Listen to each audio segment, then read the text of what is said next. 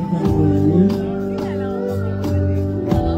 Pati mo pa pinagsasamahan yung mukha sa nalimot na.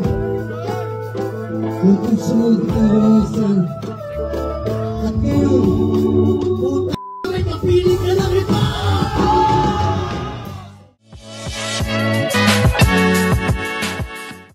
Viral ngayon sa social media ang video mula sa birthday celebration ng aktor at ex-boyfriend ni Catherine Bernardo na si Daniel Padilla, kung saan ay agaw pansin ng pagmura nito habang inaawit ang kantang Hinahanap-hanap Kita.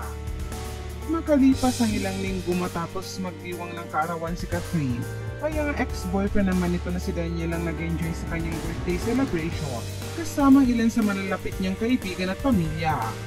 At bilang pag-entertain sa kanyang mga bisita, ay may inihanda itong mga kanta kasamang isang banda upang awitan ng mga dumalo sa kanyang selebrasyon.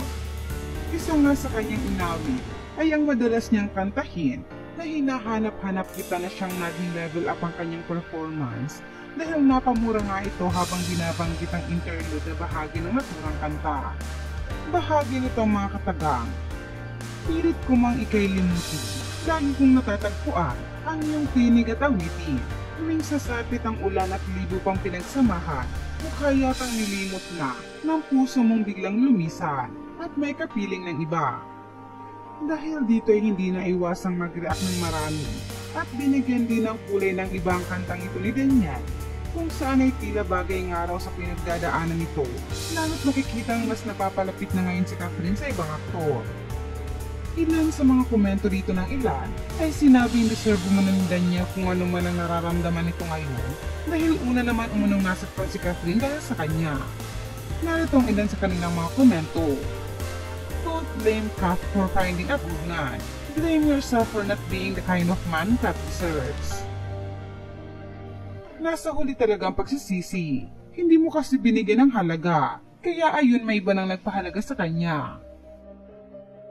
Deserve naman ni Kat na makahanap ng lalaking hindi siya sasaktan at mamahalin ng tama, so hindi niya kasalanan yun. Sakit ba? Nung kasama mo siya di mo pinahalagahan yung nararamdaman niya. Ngayon naarte ka ng akala mo naman mahal na mahal mo. Samantala, sa kabila ng mga nangyari, nalungkot ang maraming solid fans ng Kathniel dahil kapansin-pansin na wala man lang umanong natanggap na pagbati si Daniel mula kay Catherine. At nakakalungkot raw isipin na tila tuluyan na ang kinakalimutan ng aktres ang dating boyfriend. Samantalang si Daniel umano, hindi man direktang ipinabot kay Catherine, ay makikitang bumati ito sa araw mismo ng kaarawan ng aktres.